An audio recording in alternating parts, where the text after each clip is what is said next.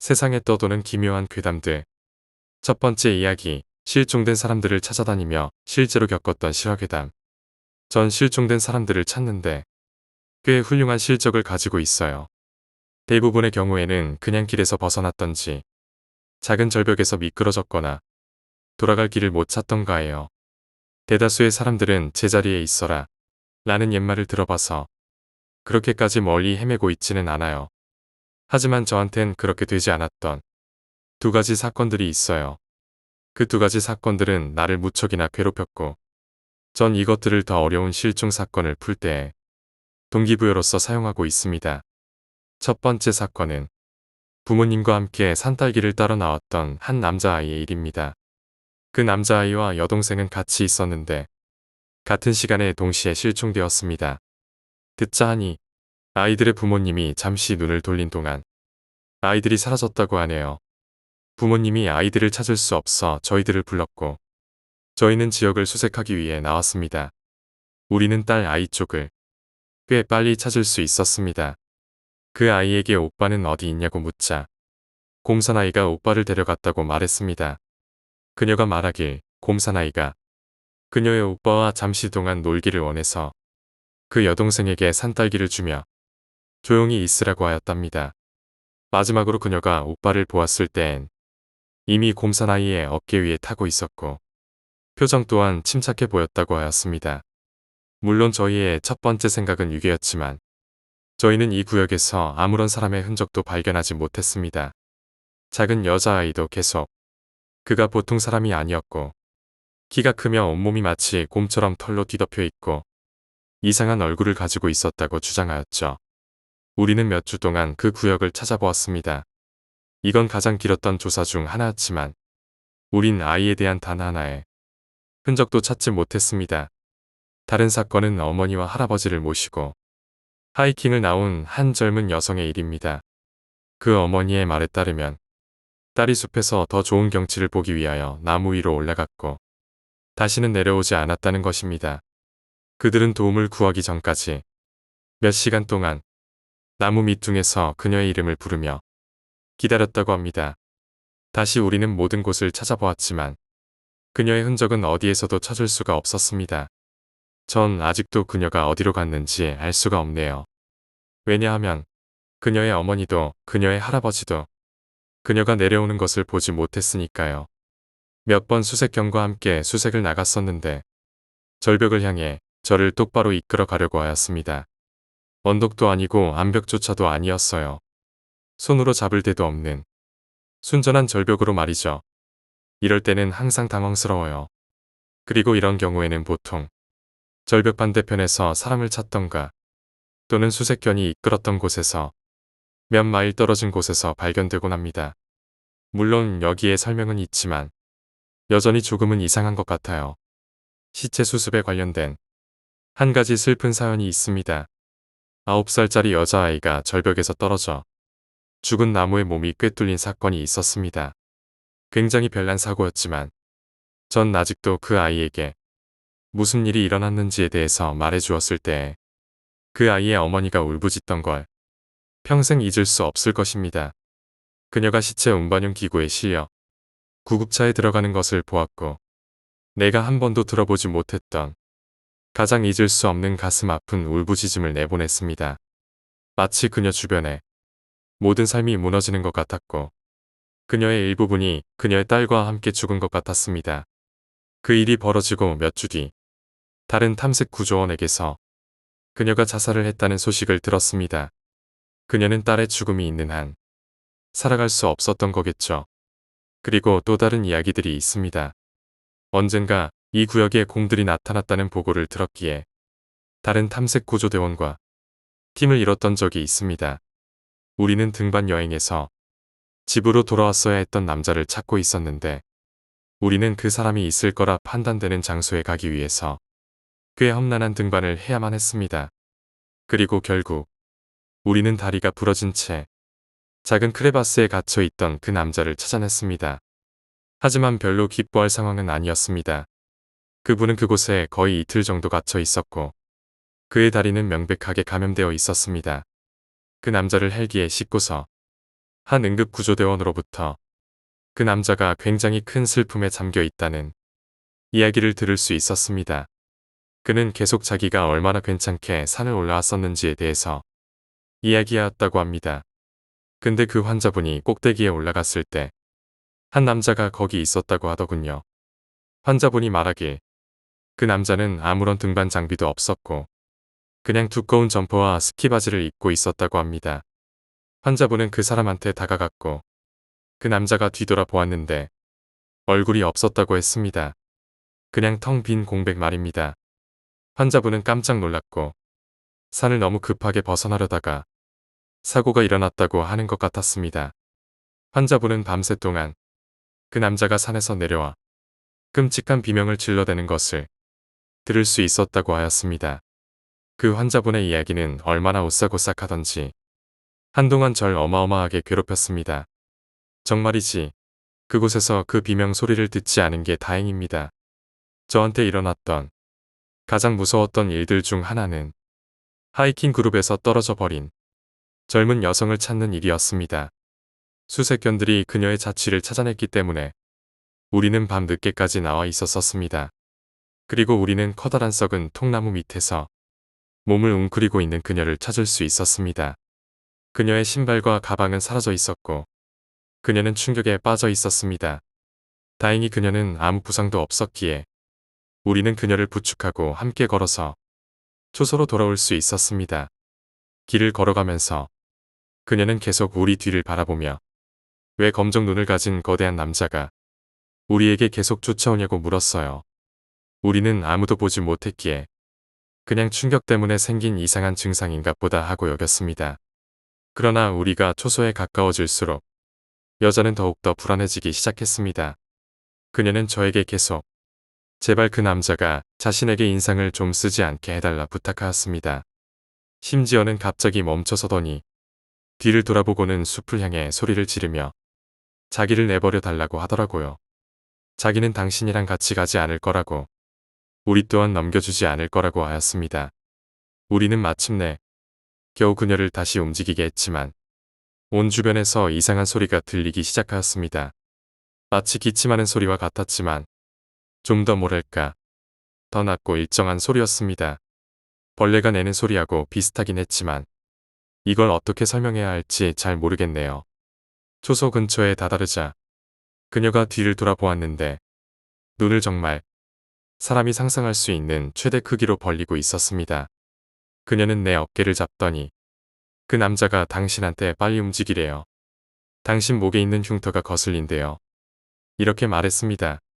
전 도대체 그 여자가 어떻게 그걸 보았는지 알 수 없었습니다. 아주 작은 흉터가 목 밑 근처에 있기는 합니다만 이 흉터는 옷의 카라에 대부분 숨겨져 있었거든요.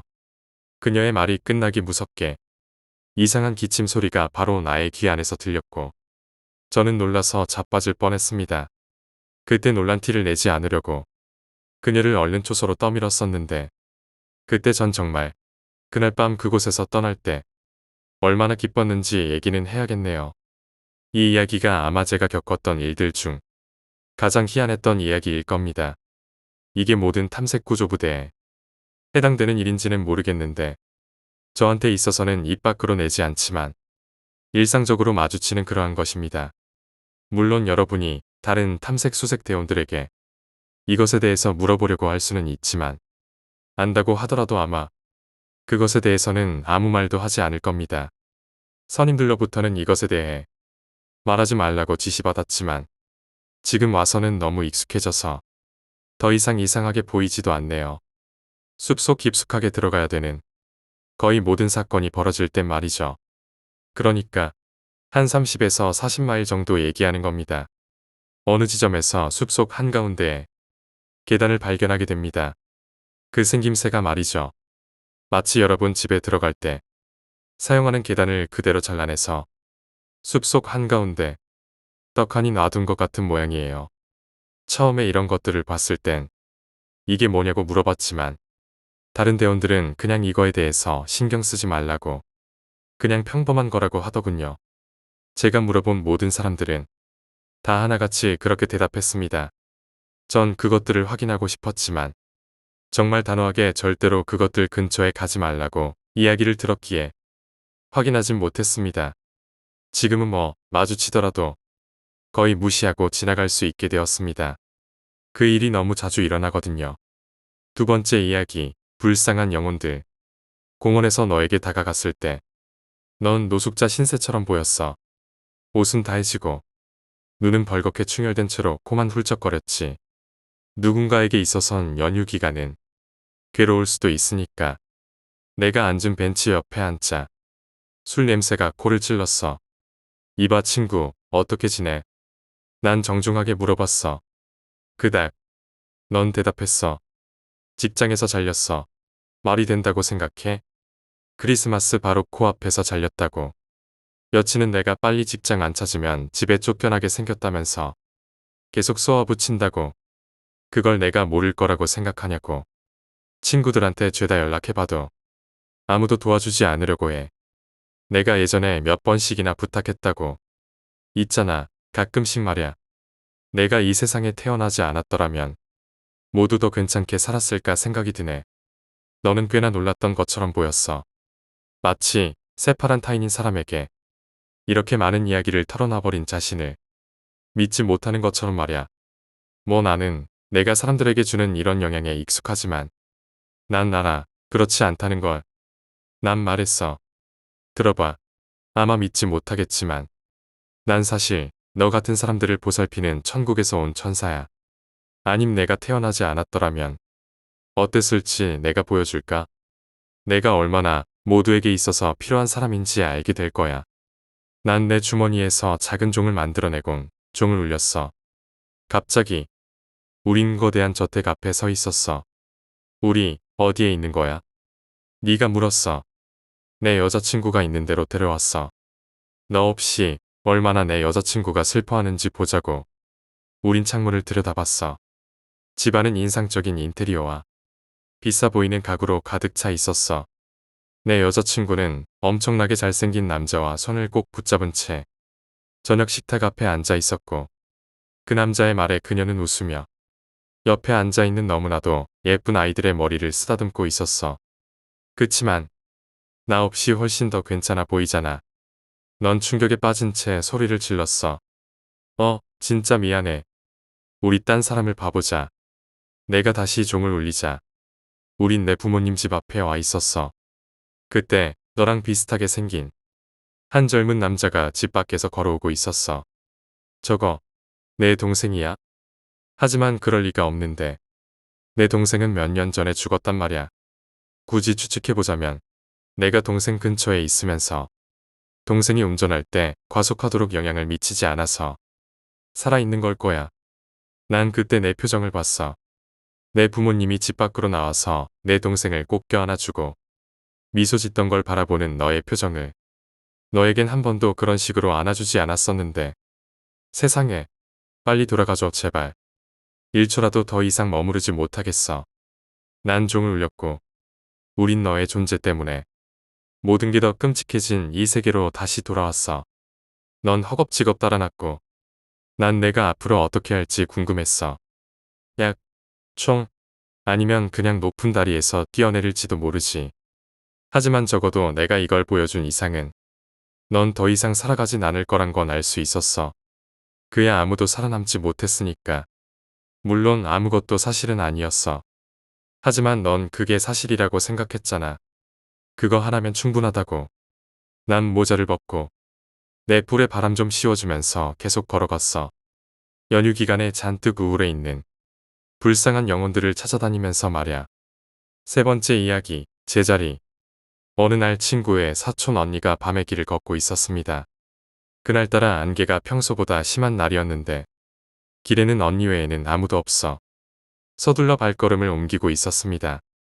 그런데 뒤에서 양쪽 손에 각각 어린아이의 손을 잡은 아주머니가 옆으로 스쳐 지나갔습니다. 처음에는 아주머니가 갑자기 어디서 나타났나 신기했는데 그 아주머니가 분명히 앞질러 갔음에도 불구하고 계속해서 자신을 스쳐 지나가는 것을 반복했습니다. 너무 무서운 나머지 뒤도 돌아보지 않고 달렸는데 이상하게도 안개 속에서 계속 헤매기만 하고 집으로 가는 길이 보이지 않았습니다. 온몸이 땀에 젖을 정도로 정신없이 헤매다 보니 집이었는데 집까지 10여 분이면 오는 길을 1시간이 넘어서야 도착했습니다. 사촌 언니는 창백해진 얼굴로 제 친구에게 이야기했는데 언니가 워낙 이야기를 잘 꾸미는 터라 믿지 않았다고 합니다. 그로부터 며칠 뒤 새벽 친구는 동생과 함께 목욕탕에 갔습니다. 목욕탕으로 가는 빠른 길이 언니가 말했던 그 길이었기에 친구도 그 길을 지나가게 되었습니다. 그날도 역시 안개가 자욱했는데 친구의 동생은 남자친구와 전화한다고 뒤에 멀찍이 떨어져서 걷고 있었습니다. 친구는 혼자서 먼저 걷고 있었는데 갑자기 뒤에서 양손에 어린아이의 손을 잡은 아주머니가 나타났습니다. 처음에는 우연의 일치라고 생각했는데 분명 자신을 앞질러 나갔음에도 불구하고 몇 분 후에 자신의 뒤에서 다시 나타나는 것이었습니다. 너무 놀라서 기절하기 직전 누군가 자신의 어깨를 꽉 움켜쥐는 것을 느꼈습니다. 뒤돌아보니 얼굴이 하얗게 질린 채로 당황해 있는 동생이 서 있었습니다. 언니, 왜 자꾸 제자리에서 돌아 무섭잖아. 네 번째 이야기, 영웅괴담. 역사상 가장 많은 사람들을 살해했던 연쇄살인마의 소굴에서 뜻밖의 영웅이 나타났습니다. 20대 소녀는 자신을 괴롭히던 그부까지 같이 구해냈습니다. 오늘 밤 낸시 존슨은 수백 명을 살인한 연쇄살인마 데이빗 그레이스의 지하 감옥에서 악몽과도 같았던 한 달간에 대해서 이야기했습니다. 졸업생 전 학급이 탄 버스가 그레이스에 의해 통째로 납치당한 이후 존슨 양은 감옥에 갇혀 자신의 학우들이 몇 시간 동안 고문을 당한 뒤 망치로 살해되는 장면을 매일매일 봐야만 했습니다. 경찰들이 들이닥쳤을 땐 27구의 시체들이 이미 훼손된 채 부패되어 있었고 존슨 양은 이미 그레이스를 제압해 죽인 뒤 불을 지름으로써 뉴스를 장악하던 4년간의 범행도 마침내 끝을 맺게 되었습니다. 경찰에 따르면 10대들을 고문했던 방법들은 평소에 그레이스와 달리 매우 잔인했다고 설명했습니다. 존슨 양과 함께 유일한 생존자인 로라 랜스는 데이빗 그레이스가 뇌엽 전리술을 시도하던 도중 존슨 양에게 제압당해 시술이 갑자기 중단되어 버리면서 현재 긴장증과 더불어 뇌 손상을 입은 상태입니다. 이전 따돌림의 피해자였던 존슨 양은 신에 대한 믿음 때문에 그녀가 생존하고자 하는 의지를 가질 수 있었다며 공을 돌렸습니다. 진짜 별거 없었어요. 그저 믿음을 가지고 기회가 있었을 때 달려든 것뿐이에요. 앞으로 다른 사람들도 나처럼 행동할 수 있도록 격려해주면 좋겠어요. 어떤 상황이 닥쳐오든 절대로 포기하지 말라고요. 그들은 현재 어디에 있을까요? 끔찍한 연쇄살인마의 고난에서 살아남고 10년 후 낸시 존슨은 의대를 졸업했습니다. 낸시 존슨 박사는 현재 전쟁으로 황폐해진 아프리카 지역을 돌며 어렵고 아픈 사람들을 돕고 있습니다. 간신히 데이빗 그레이스의 소굴에서 살아남았던 노라 랜스 씨는 25년간 긴장증 상태에 빠져 있다가 결국 사망했습니다. 25년 만에 처음으로 그녀가 마지막 숨을 내뱉으며 한 문장을 속삭였지만 그때 그곳엔 아무도 없었습니다. 걔는 첫째 날에 그 남자를 죽였어. 다섯 번째 이야기, 버스. 스쿨버스가 브라운스빌로 경로를 틀었을 땐 아무도 눈치채지 못했어. 만일 눈치챘다면 왜 이쪽 길로 향하는지 궁금해했을 거야. 특히 아이들은 말야. 이쪽 길엔 아무도 살지 않아. 하지만 아무도 알아차리지 못했어. 그래서 버스는 빨래판 같은 길을 덜컹거리며 지나갔지. 버스 안에서는 아주 소수의 몇몇 아이들만이 뒤늦게 걱정할 뿐이었어. 왜냐하면 아이들은 매일 버스에 탔었거든. 그래서 별 문제 없을 거라고 생각했어. 버스 중앙에 혼자 앉아있던 한 여자아이가 눈을 동그랗게 뜬 채로 바뀌어가는 주변 풍경을 바라보고 있었어. 버스는 브라운스빌 도로를 타고 내려가면서 나무는 점점 울창해졌고 하늘은 점점 시야에서 사라져갔어. 버스가 짙은 어둠 속으로 거의 뒤덮일 즈음 아이들은 무언가가 잘못되어 간다는 걸 깨달았어. 한 남자아이는 배속을 간지럽히는 게 흥분이 아니라 두려움이라는 사실을 인지하지 못한 채 불안한 환호성을 내뱉었어. 나머지 아이들도 그저 학교를 가지 않는다는 즐거움에 들떠 같이 환호를 내지를 뿐이었어. 불안함에 떠는 속삭임이 버스를 점점 가득 채웠어. 버스 가운데에 앉아있던 그 여자아이가 마침내 자리에서 일어나 머뭇거리며 앞으로 다가가기 전까지 말야. 버스 기사는 앞에 놓인 점점 좁아져 가는 길을 응시하고 있었어. 죄송한데요. 그 여자아이의 목소리는 속삭임에 더 가까웠어. 우리 어디 가는 거예요? 운전사는 말이 없었어. 여자아이는 운전사의 소매를 잡아당겼어. 죄송한데요, 아저씨. 저희는 학교에 가야 돼요. 운전사는 브레이크를 세게 밟았어. 버스 뒤쪽에서 들리던 웅성거림은 순식간에 조용해졌어. 여전히 정면을 바라본 상태로 운전사는 아무 말도 않은 채 여자아이를 위해 문을 열어줬어. 여자아이는 침을 꿀꺽 삼키곤 축축한 아침 공기를 향해 발을 내디뎠어. 발이 지면에 닿기 직전 버스는 굉음을 내며 떠나갔어. 그 아이를 더러운 도로에 혼자 남겨두고 말야. 뒷창문에서 그녀를 바라보는 수많은 시선들에선 이전의 모험감은 사라지고 두려움만이 느껴졌어. 여자아이는 버스가 사라질 때까지 바라보고는 마을로 향해서 긴 발걸음을 시작했어. 6번째 이야기, 살인범의 메시지. 수사관들 아무나 한 명 붙잡고 가장 기억에 남는 사건이 뭐였냐고 물어봐. 아마도 자기가 정말 이렇게까지 할지 상상도 못했을 사건들이나 혹은 수사 결과가 좀 찝찝했던 사건이라던가 아님 미제로 남겨졌던 사건들을 막 머릿속에서 정리하고 있을 거야. 오랫동안 특수범죄팀에서 일하면서 나한텐 그런 사건이 하나 있어. 2년에 걸쳐서 19명의 아이들이 실종됐었어. 사람들은 공포에 떨었고 충분히 그럴 만했지. 여전히 난 밤마다 자신과 자신의 자녀들을 안전히 지키라던 당시의 뉴스 보도를 여전히 기억하고 있어. 이 사건에서 내 기억 속에 각인됐던 가장 끔찍했던 점은 바로 이메일이었지. 첫 번째 납치가 벌어지고 일주일 뒤 일회용 이메일 주소로 이상한 이메일 한 통이 경찰서로 날아왔어. 그 이메일에는 아무런 제목이나 내용도 없었고 영상 파일 하나만이 첨부되어 있었어. 그 영상을 처음 봤던 가녀린 비서는 소름 끼치는 비명을 질렀어. 영상에 나온 건 피범벅이 된 채 고통스러워하는 실종된 아이의 모습이었어. 분석을 위해 우리 부서로 비디오가 보내졌을 때 그 아이가 여전히 살아있단 건 확신할 수 있었지만 나머진 아무것도 알 수 없었어. 장소를 특정하기에는 방 안은 너무나도 어두웠고 영상 화질도 좋지 못했어. 그리고 영상을 찍고 있는 그 쓰레기 자식은 입 한 번 뻥 끄거나 얼굴을 보이지도 않았어. 이메일은 이 사건에 있어서 하나의 상징이 되어버렸어. 납치가 매번 일어날 때마다 새로운 임시 메일 주소에서 날라왔던 이메일을 받았고 희생자가 촬영된 비디오가 함께 첨부되어 있었어. 가끔씩은 이전 비디오에서 봤던 아이가 다시 나오기도 했어. 그 말은 아이들이 아직 살해당하지 않았다는 거였겠지. 마냥 행복해 있을 순 없었어. 왜냐하면 그 비디오에서 느낄 수 있었던 건 자기들이 갇힌 끔찍한 지옥에서 해방시켜 줄 수 있는 건 죽음밖에 없었던 것 같았으니까. 참혹한 아이들의 영상이 19번째 보내졌을 때 본부에선 마침내 체포를 할 수 있을 충분한 증거가 모였어. 우리가 용의자로 삼은 건 나이가 든 독신의 폴 슈나이더라는 남성이었어. 화질이 좋진 못했지만 비디오에서 나오는 외관과 그의 지하실은 꽤 잘 맞아떨어졌어.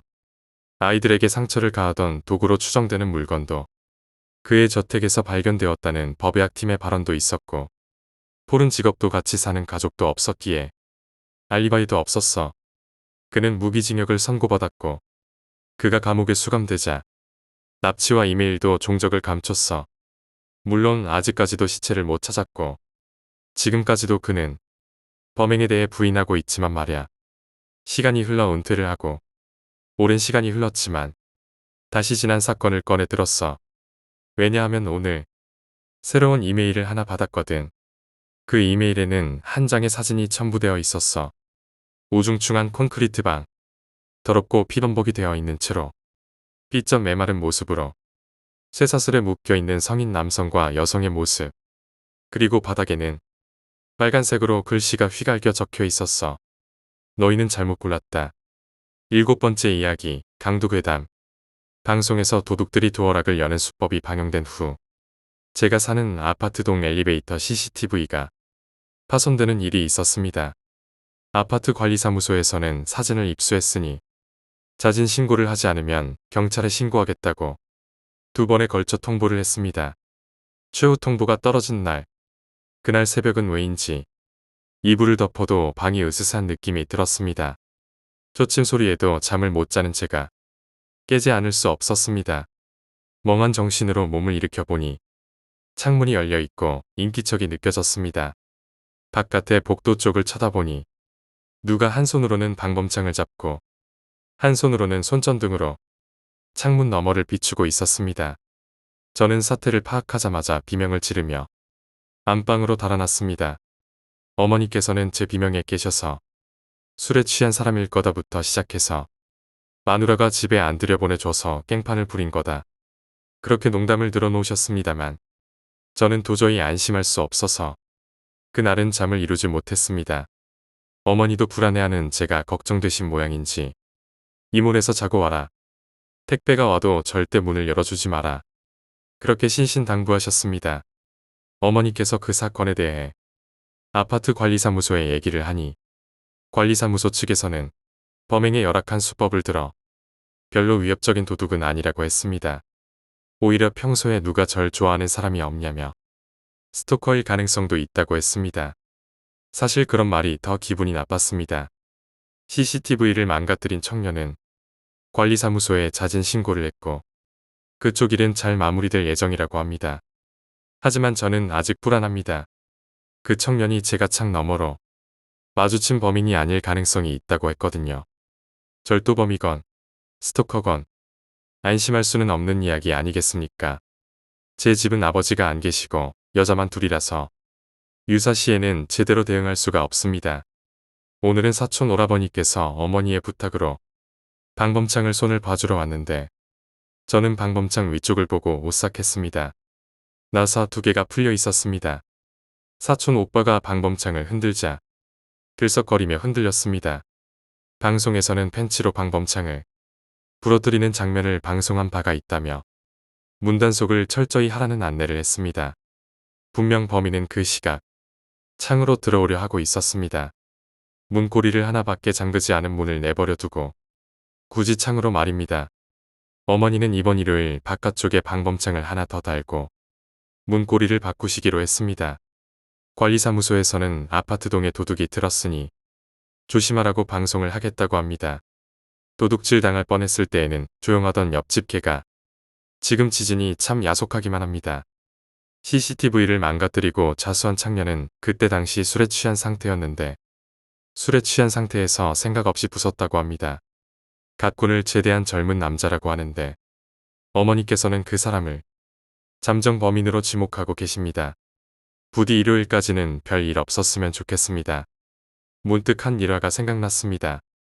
한밤중에 문이 잠기지 않은 집을 찾아 들어가 연쇄살인을 하던 범인의 말, 문이 잠겼다는 건 환영받지 못한다는 뜻이잖아요. 8번째 이야기, 윗집 아가씨. 그분께서는 작은 원룸 건물 1층에서 사신다고 합니다. 2층 가정집을 원룸으로 개조한 것이라고 합니다. 2층에는 아가씨 혼자 사시는데 친하기는커녕 말 한 번 제대로 한 적이 없다고 합니다. 그런데 어제 저녁 위층 아가씨가 반갑게 말을 건네는 것이었습니다. 이런저런 이야기를 하다가 부탁을 하나 했다고 합니다. 물건이 하나 있는데 무거워서 여자 혼자 들기에는 너무 힘들다는 것이었습니다. 그분은 위층 아가씨랑 평소 말도 못했었는데 남자답게 어필할 수 있는 기회라고 생각하셨답니다. 흔쾌히 수락하고 보니 그 물건이라는 베란다의 쌀독을 방으로 옮겨달라는 것이었습니다. 쌀독 자체도 무거웠지만 안에 뭔가 많이 들어있는지 베란다에서 거실 정도의 짧은 거리에서 땀을 뻘뻘 흘리며 힘들게 옮겼답니다. 날도 더운데 이게 무슨 고생인가 싶었지만 살포시 웃는 그녀의 모습에 기분이 좋았고 보상을 받는 기분도 들었습니다. 그리고 기분 좋게 집으로 내려와서는 혹시나 모를 로맨스를 생각하다가 그날 밤에는 행복한 꿈을 꾸며 잠들었다네요. 다음 날 아침 밖이 소란스러워서 일찍 일어났답니다. 창문을 열어보니 동네 사람들이 나와 있었답니다. 심지어 밖에는 구급차와 경찰차까지 있었다고 하네요. 무슨 일인가 물어보니 위층 아가씨가 시체로 발견되었다고 하는데 거실 한가운데에서 목을 메인 것 같다고 합니다. 그제야 위층 아가씨의 의도를 알게 되었고 본의 아니게 도와주었다는 죄책감을 떨쳐버릴 수 없었다고 합니다. 9번째 이야기, 산부인과의 수술실. 저는 산부인과에서 일을 한 지 얼마 되지 않은 새내기 간호사입니다. 제가 일하는 병원 2층 복도 끝에는 출입금지라고 쓰여있는 문이 있습니다. 그 문을 열면 당직실과 수술실이 있습니다. 며칠 전에 겪은 일입니다. 일을 마치고 당직실에 들어가 옷을 갈아입고 있었습니다. 당직실에는 수술실 방향으로 작은 창문이 하나 있는데 너무 피곤하고 정신없어서 창문을 닫는 걸 잊었습니다. 여하튼 옷을 갈아입는데 창문으로 무언가 검은 물체가 지나갔습니다. 옷을 갈아입던 중이라서 깜짝 놀란 저는 창문을 확 닫아버렸고 옷을 입고 다시 열어보니 그 검은 물체는 출입금지라고 쓰여진 문을 향해 갔습니다. 너무 놀라서 1층에 계신 의사 선생님께 여쭈어 봤습니다. 혹시 2층에 올라오신 적 있으세요? 아니, 원장님 회진 가신 거 아니냐? 하지만 그날은 원장님 회진이 없는 날이고 2층에 올라온 사람이 없었기에 피곤해서 헛것을 봤다고 생각했습니다. 다음 날 출근해서 다른 선생님께 어제 일을 말씀드렸습니다. 그러자 그 선생님도 놀라워하셨습니다. 너도 봤다고? 나도 기구 씻으러 세면대에 있으면 뭔가 지나가는 게 느껴지더라. 서너 번 본 것 같아. 난 무서워서 다른 사람 있는 곳으로 왔다 갔다 했는데 너까지 봤으면. 출입금지라고 쓰여진 곳은 중절 수술을 한 후 나온 아기들을 수술실 냉장고에 넣어 놓는 곳입니다. 아기를 함부로 버리는 건 법적으로 금지되어 있어서 나중에 한꺼번에 폐기물을 처리하시는 분이 가져갑니다. 혹시 죽은 아기들이 외로운 나머지 병원을 떠돌면서 저희 눈에 보이는 것은 아닐까 생각해 봤습니다. 10번째 이야기, 공사장 귀신. 제가 살고 있는 동네는 몇 년 전부터 재개발 지역으로 지정되어 하루도 쉬지 않고 공사가 진행되고 있었습니다. 어느 날 새벽, 모처럼 일어났는데 창문을 보니 높게 솟아오른 노란색 크레인을 볼 수 있었습니다. 저희 집 주변에서도 공사를 하고 있어서 이상하게 생각하지 않았습니다. 새벽부터 일을 하시는 게 대단하다고 생각했습니다. 공사장은 여느 공사장과 마찬가지로 드릴의 굉음과 인부들의 외침 소리로 가득했습니다. 상당히 시끄러웠지만 부모님은 적응이 되셨는지 아무 말도 하지 않으셨습니다. 그렇게 며칠이 지난 어느 날 밤늦게 집으로 돌아오는 길이었습니다. 통금 시간이 지나서 서둘러 집으로 가야 했기에 평소에는 가지 않았던 공사장 옆 길로 지나갔습니다. 그런데 지나가면서 보니 이상했습니다. 크레인이 있어야 할 자리엔 아무것도 없었습니다. 아니, 공사장에서 공사를 했던 흔적이 전혀 없었습니다. 마치 공사를 하지 않은 것처럼 그저 공터가 있었을 뿐이었습니다. 소름 끼치는 기분을 뒤로 한 채 집으로 달려왔습니다. 집에 돌아와서 엄마에게 공사장에 대해서 물어보니 크레인이라니 무슨 소리니? 오히려 반문하셨습니다. 그제야 부모님이 공사장 소음에 대해 말씀하지 않으셨던 이유를 알게 되었습니다. 대신 엄마께서는 몇 년 전 있었던 사고에 관해서 말씀해 주셨습니다. 제가 지금 살고 있는 아파트를 건축할 때 타워 크레인이 붕괴되면서 기사를 비롯한 인부 몇 분이 돌아가셨다고 합니다. 하지만 아파트 업체가 입막음을 했는지 언론에는 크게 알려지지 않았다고 합니다. 다음 날부터는 바삐 공사를 하던 크레인과 드릴, 그리고 인부들 모두 보이지 않게 되었습니다. 며칠간 제가 환상을 보았던 걸까요? 하지만 죽어서도 계속 일을 하던 사람들의 눈빛이 지금도 잊혀지지 않습니다. 지금은 그저 적막한 공기에 공터만이 남아 있습니다. 11번째 이야기, 지옥문. 지옥에는 두 개의 문이 있어. 너가 안으로 발을 들이는 순간에 뒤에 있는 첫 번째 문은 닫혀 문은 틀에 맞춰 단단히 잠기고는 다시는 열리지 않아. 그리고 두 번째 문은 건너편 벽에 있어. 목적을 알 수 없는 아주 단단하고 완강한 문이야. 두 개의 문이 닫히는 순간 고통은 시작된다네. 과학적인 관리인의 손에 의해 너는 그 방 특유의 한 가지 형벌을 받게 될 거야. 넌 비명을 지르고 울부짖으며 고통이 생생히 느껴지도록 상처가 다시 나아져가는 모습을 보게 되겠지. 이곳에서 벗어나는 것만큼 너가 간절히 바라는 건 없을 거야. 24시간의 벌을 견디고 나면 너에게는 하루의 휴가가 주어지지. 두 번째 문이 활짝 열리고는 은은한 조명에 텅 빈 방이 모습을 드러내. 언제든지 너가 원한다면 몸을 일으켜서 아무런 방해도 받지 않고 그 회색 돌로 된 방으로 들어설 수 있어. 그 방엔 별반 특이한 건 없어. 늘 그렇듯이 두 개의 문을 빼고 말이야. 등 뒤에 있는 문이 닫히면 너의 상처는 회복되고 고통도 사그러들게 될 거야. 그리고 24시간 동안은 아무 일도 일어나지 않아. 특별히 유연할 것들은 방 안에는 없지만 끊이지 않았던 고통의 부재에서 너는 1분 1초가 마치 암브로시아처럼 느껴질 거야. 하지만 생각해야 할 게 하나 있어. 시간이 다 지나고 나면 두 번째 문이 열리고 그 안으로 끌려 들어가면 너는 새로운 관리인과 함께 새로운 방에 와 있을 거야. 가장 중요한 건 새로운 형벌이 확연하게 이전보다 더 끔찍해졌다는 점이지. 누군가는 규칙을 알아차리기 전까지는 시간이 조금 걸릴 거야. 또 누군가는 바로 규칙을 알아차렸어도 그 고통을 도저히 견딜 수 없을지도 모르고. 그래서 하루의 평화에 목말라 있는 사람들은 문이 열리자마자 그곳으로 달려가는 거지. 그런 사람들은 가장 끔찍한 꼴을 당하곤 해. 그들은 순식간에 인간이 상상할 수 있는 고통의 영역을 넘어서게 되고 자유에 대한 갈망은 24시간이 더욱 더 부족하게 느껴지게 만들어. 모두들 이전의 형벌이 얼마나 온화했던 건지 그 회색 방에 발을 들여놓아 도저히 멈출 수가 없게 된 자신을 한탄하기 시작할 거야. 하지만 진짜 속임수는 자제하는 법을 배운 사람들에게 있어. 자신들이 지금 겪고 있는 뼈를 깎는 듯한 고통이 저 회색문 너머의 어떤 것보다도 낫다는 걸 인식한 사람들이지. 다음 방으로 발을 들이지 않겠다는 결정을 해야 할 매 순간마다 그들의 마음은 몇 번이곤 산산조각이나 그들의 영혼은 이 방에 머무르겠다고 결정할 때마다 박살 나버린다고. 지옥엔 두 개의 문이 있어. 너가 안으로 발을 들이는 순간 뒤에 있는 첫 번째 문은 닫혀. 문은 틀에 맞춰 단단히 잠기고는 다시는 열리지 않아. 그리고 두 번째 문은 건너편 벽에서 활짝 열린 채 널 기다리고 있어. 그리고 고통스러운 순간순간마다 이 사실을 일깨워 줄 거야. 이게 너가 선택한 지옥이란 것을 말이야.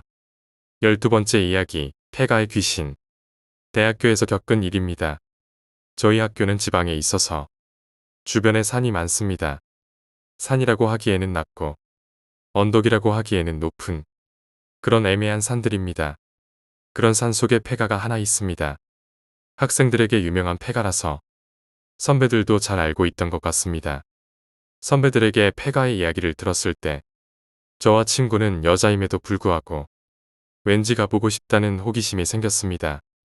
선배들이 혹시라도 거기 가고 싶은 사람이 있어도 절대 가지 말라고 했지만 가지 말라고 하면 더 가고 싶어지는 게 사람 심리 아니겠습니까? 혹시나 생길 일을 대비해서 남자 동기를 한 명 더 꼬셔서 가고 싶었지만 웬일인지 동기는 절대 가지 않겠다고 해서 둘이서만 폐가로 향했습니다. 토요일, 하필이면 비가 내리고 있었습니다. 폐가까지 차를 타고 가는데 사실 면허 딴 지 2개월 된 친구의 운전 실력이 더 무서웠습니다. 언덕을 조금 오르다 보니 폐가가 바로 나왔습니다. 저희는 서로 눈치를 보다가 곧장 집 안으로 들어갔습니다. 방도 없고 낡은 마루만 보였습니다. 안에 들어가서 준비해 놓던 초에 불을 붙였습니다. 거미줄이 사방에 있는 걸로 보아 사람들이 왔다 간 흔적은 없어 보였습니다. 집이 넓기는 했는데 가구도 뭐도 아무것도 없으니까 조금 허무했습니다. 허무한 마음에 친구와 몇 마디 나누고 나가려고 하는데 갑자기 바람이 불지도 않았는데 촛불이 확 꺼졌습니다. 저희는 순간 당황해서 재빨리 부둥켜 안고 주저앉았습니다. 갑자기 놀란 마음에 1분 정도 아무것도 안 하고 있었는데 어딘가의 구석에서 부스럭거리는 소리가 났습니다. 친구와 저는 공포에 잔뜩 질렸고 제대로 서 있지도 못하겠는 것을 억지로 붙잡고 있었습니다. 그때 친구가 주머니에 있던 라이터를 켜고 소리가 나는 방향으로 시선을 향했습니다. 순간 저희는 너무 깜짝 놀라서 비명도 지를 수 없었습니다. 머리를 풀어헤친 여자가 구석에 웅크리고 있었습니다. 분명 들어왔을 때는 아무도 없었는데 말입니다. 그 여자는 등을 돌리고 쌀 단지 같은 걸 파고 있었습니다. 저희는 너무 놀라서 비명을 지르면서 그 집을 뛰쳐나왔습니다. 정신없이 뛰어나와서 거의 구르는 것처럼 산에서 내려왔습니다. 왜냐하면 저희가 소리를 지르는 순간 그 여자가 저희를 노려봤기 때문입니다. 저희는 그대로 차를 탔고 기숙사에 냅다 뛰어 들어갔습니다. 심하게 놀란 데다 너무 갑작스럽게 뛰었기 때문일까요? 기숙사에 도착하자마자 긴장이 풀린 저희는 곧바로 잠이 들었습니다. 그런데 침대에 눕자마자 이상한 소리가 들렸습니다. 누군가 제 머리 옆에서 단지 안에서 쌀을 씻고 있는 것 같았습니다. 거칠게 쉬는 숨소리가 제 귓가에 바로 들렸습니다. 너무 무서워서 눈을 뜰 수 없었습니다. 하지만 그런 소리가 계속 들리자 참을 수가 없었습니다. 무섭지만 소리의 정체를 확인하기 위해 용기를 내서 침대에서 일어났습니다. 벌떡 일어났는데 침대에는 아무도 없었습니다. 그리고 절 괴롭히던 소리 또한 나지 않았습니다. 혹시나 해서 같이 갔었던 친구의 방으로 갔습니다. 제 맞은편이라 바로 문을 열면 나오는데 친구가 울면서 나오고 있었습니다. 아까 그 여자가 천장에 붙어 있었어. 그런데 눈이 없었어. 피가 뚝뚝 떨어지는데 그게 내 볼에 닿는 느낌이야. 그 여자가 점점 다가오면서 나한테 손을 뻗는데 어떡해, 우리 괜히 갔나봐. 친구의 말을 듣고 아무 말도 할 수 없었습니다. 저희는 그저 복도에서 아무 말도 못하고 서 있었습니다. 그때 저희랑 친하게 지내던 친구가 방에서 나오는데 저희를 보고 하얗게 질리며 놀라는 것이었습니다. 그때 저를 혐오스럽게 바라보던 그 친구의 살기 어린 얼굴은 지금도 잊을 수가 없습니다. 야, 아무 말도 하지 마. 친구가 갑자기 소리쳤습니다. 저희는 너무 당황해서 가만히 있었습니다. 친구는 저희의 손을 잡고 갑자기 어딘가로 끌고 갔습니다. 너무 당황스러워서 왜 그러냐고 했는데 친구는 저희를 확 돌아보며 화를 냈습니다. 어디서 그런 걸 달고 왔어? 저희는 너무 놀라 아무 말도 못하고 서로를 바라보며 친구가 이끄는 대로 따라갔습니다. 택시를 타고 시내로 나가는데 친구가 저희 팔목을 꽉 잡고 저는 옹치를 않았습니다. 팔목에 피가 안 통할 정도로 꽉 잡고 있었지만 저희는 무서워서 아무 말도 안 하고 친구가 잡고 있는 대로 내버려 두었습니다. 이윽고 택시가 도착한 곳은 무당집이었습니다. 친구가 안으로 들어가더니 젊은 여자분이 나오시는 것이었습니다. 여자분은 저희를 보자마자 엄청 째려보는 겁니다. 그리고 한참 동안 의식 같은 걸 했습니다. 몇 시간 정도 굿이라고 생각되는 의식을 하고 저희에게 쌀을 2움큼 정도 먹인 뒤에 손톱이랑 조금 잘라서 태우셨습니다. 그러고는 집에 가라는 겁니다. 저희는 그대로 기숙사에 돌아왔습니다. 저희를 데려간 친구는 이제는 괜찮다며 푹 자라고 했는데 그 말을 듣자마자 긴장이 풀려서 바로 잠들었습니다. 그리고 다음날 잠을 푹 잘 수 있었고 아무 일도 없었습니다. 지금도 그때 생각만 하면 아찔합니다. 친구에게 무슨 일이냐고 물어도 아무 말도 해주지 않습니다. 집요하게 물어봤지만 친구가 해준 말은 이 한마디였습니다. 쌀 먹는 귀신은 식사를 잘할 수 있게 절대 방해하지 말라고요. 13번째 이야기, 인체 자연 발화. 1948년 영국의 런던시에서 잠을 자고 있던 실버우즈. 그는 방 안에서 무엇인가 타는 냄새를 맡고 잠에서 깨어나서 방에 불을 켰습니다. 정체를 알 수 없는 냄새가 방 안을 뒤덮는 상황을 겪은 실버우즈는 연기가 자신의 주위에서 나는 것을 알게 되었고 거울로 달려가 몸을 살펴보던 그는 팔과 다리 등에서 연기가 피어오르는 것을 보고 곧장 화장실로 달려가 물을 끼얹고 욕조에 물을 받아 몸을 담그었습니다. 욕조에 들어가 있었을 때 팔과 다리 등에서 작은 거품이 일어나는 것을 목격하고 몇 분 뒤 몸에 아무런 이상이 없다고 생각한 그는 욕조 밖으로 걸어나와 화장실 밖으로 나가려 했으나 갑자기 극심한 통증을 느끼게 됩니다. 고통을 무릅쓰고 병원에 연락을 했던 실버우즈는 병원에서 인체의 내부부터 화상을 입었다는 진단을 받았으며 자신이 인체의 자연발화 현상을 겪고 살아남았다는 사실을 알게 되었습니다. 1969년 미국 뉴욕의 한 술집에서 만취 상태로 친구들 옆에서 잠을 자던 알코올 중독자 제이 캐리엇은 갑자기 복부에 불이 붙은 것 같은 심한 통증을 겪고 비명을 질렀습니다. 그의 모습을 봤던 주위 사람들은 그의 복부 주위에 불이 붙어 그가 바닥에 뒹구는 모습을 보게 됩니다. 곧장 물을 가져와 불을 끈 종업원들은 즉시 경찰에 사건을 신고하였고 주위에 있던 캐리엇의 친구들이 경찰서로 연행되어 조사를 받게 됩니다. 하지만 그들은 캐리엇을 검진한 의사가 불길이 몸 안으로부터 시작된 점이 확실하여 누군가 그에게 불을 붙인 것은 아니다. 이러한 증언을 하여 무혐의로 풀려나게 됩니다. 제이 캐리엇은 며칠간은 숨이 붙어 있었지만 오래 지나지 않아 사망하였고 어떻게 그의 배에서 불이 일어났는가에 관한 미스터리는 오늘날까지 밝혀지지 않고 있습니다. 1979년 벨기에의 브뤼셀에서 아침에 차를 몰고 출근을 하던 르아크는 자동차에서 이상한 냄새가 나는 것을 느끼고 차를 세웠습니다. 핸들 밑에서 연기가 나는 것을 본 그는 차에서 내려 연기가 나는 곳을 찾았지만 지나가던 다른 운전자가 차를 세우고 당신의 몸에서 연기가 납니다. 라고 말하는 것을 들었고 문제의 연기가 자신의 다리에서 나고 있다는 사실을 알게 됩니다.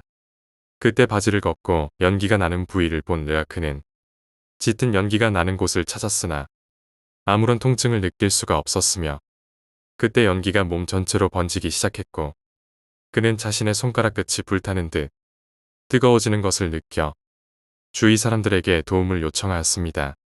그에게 달려와서 물을 뿌리기 시작한 사람들은 그가 정신을 잃고 쓰러지는 모습을 보았고 우연히 주위를 지나던 응급차에 실려 병원으로 급히 옮겨진 뒤에 수술을 받게 됩니다. 의사들에 의해 검진된 그의 발화 이유는 자동차에서 떨어진 기름이 그의 다리에 스며들었고 우연히 바지에 불이 붙어서 일어난 사건으로 생각했지만 그의 바지를 자세히 검사를 했던 의사들은 그가 입었던 바지에서 기름과 관련된 자국은 아무것도 찾을 수 없었습니다. 인체 발화 현상을 경험한 르아크는 상처가 완쾌된 뒤에도 또 한 번 인체 점화 현상을 경험하였고 그 후로 항상 휴대용 소화기를 지니고 다니면서 발화 현상에 대비했습니다.